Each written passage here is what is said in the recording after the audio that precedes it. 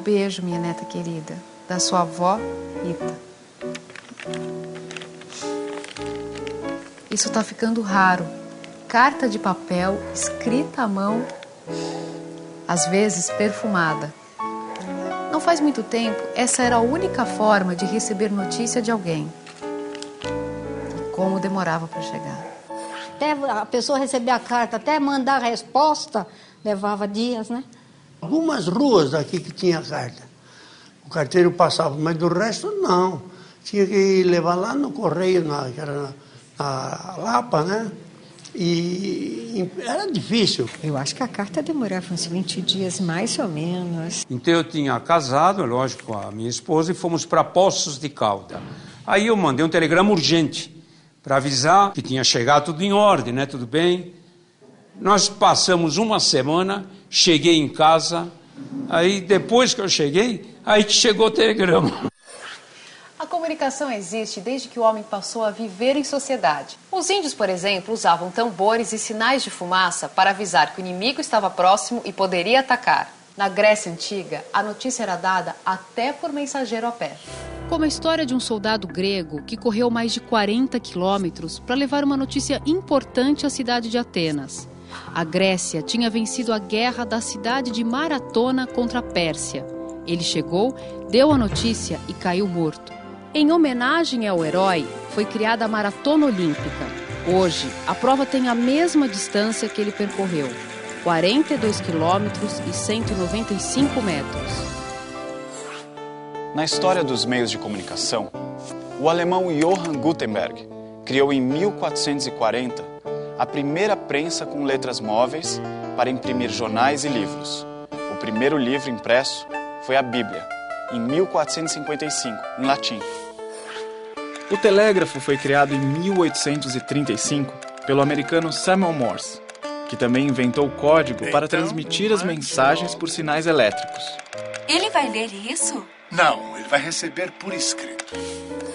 Em 1876, o escocês Alexander Graham Bell conseguiu o registro de um aparelhinho que podia transmitir sons por meio de sinais elétricos, o telefone.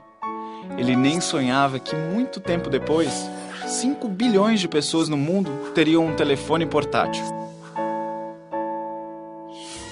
O cientista italiano Guglielmo Marconi foi o inventor do rádio, um sistema que transporta a mensagem entre grandes distâncias através de ondas eletromagnéticas no espaço.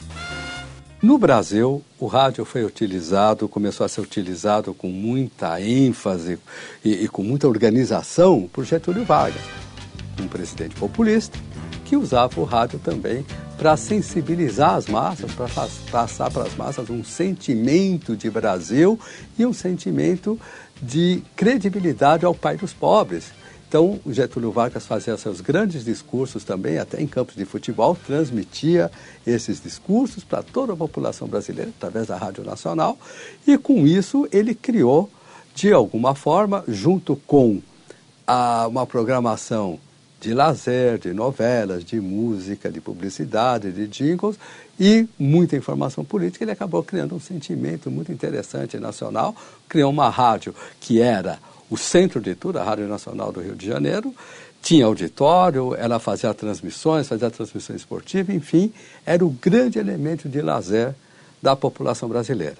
E é importante dizer que nesses anos 30, 40, o rádio acaba indo para a sala de estar. O rádio acaba fazendo com que a indústria do entretenimento venha para a sala, para a casa das pessoas.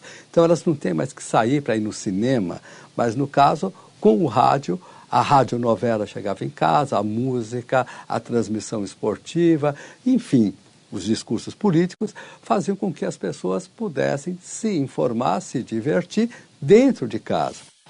Um dia, a caixinha que só falava ganhou imagens. O mundo começou a entrar na nossa casa via satélite. A televisão inaugurou a era eletrônica e do poder da informação. Jogos Olímpicos de 1936 na Alemanha foram transmitidos e deram destaque ao nazismo de Adolf Hitler. 20 de julho de 1969. O mundo viu pela televisão e ao vivo as imagens do primeiro homem a pisar na Lua. Era Neil Armstrong.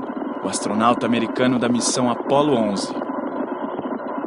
Após a Segunda Guerra Mundial, o mundo ficou praticamente dividido, né? De um lado a União Soviética, do outro lado os aliados, Estados Unidos, Inglaterra, França, enfim.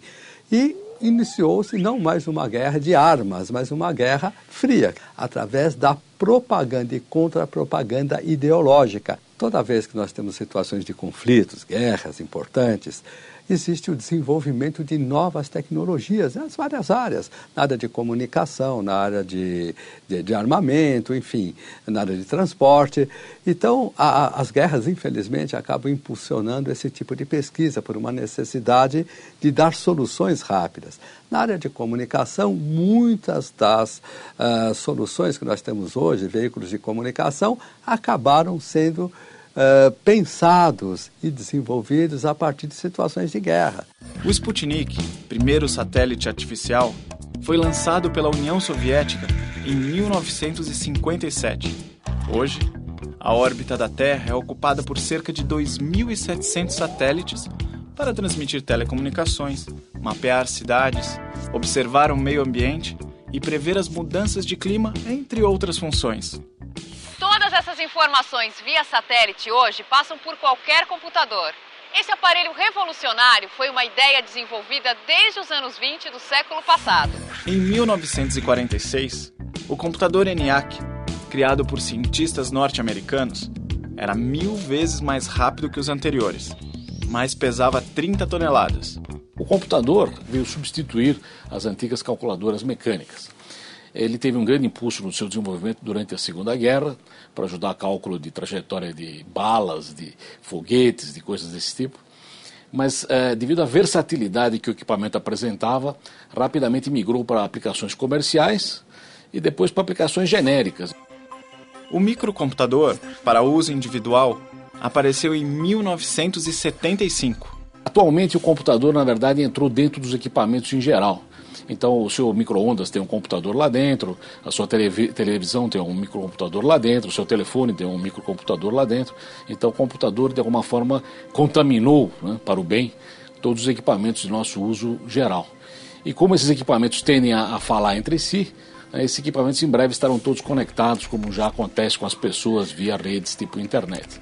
Então, o computador é, digamos, a nossa ligação, tanto no mundo humano, onde as pessoas se comunicam, como no mundo das máquinas.